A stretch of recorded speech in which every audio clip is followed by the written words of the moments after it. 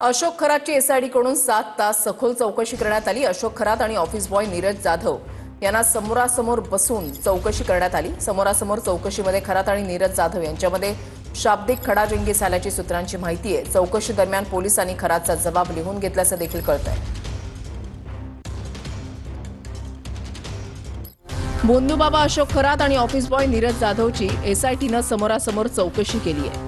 समोरासमोर बसून करण्यात आलेल्या चौकशीमध्ये खरात आणि नीरज जाधवमध्ये शाब्दिक खडाजंगी झाल्याची सूत्रांची माहिती आहे।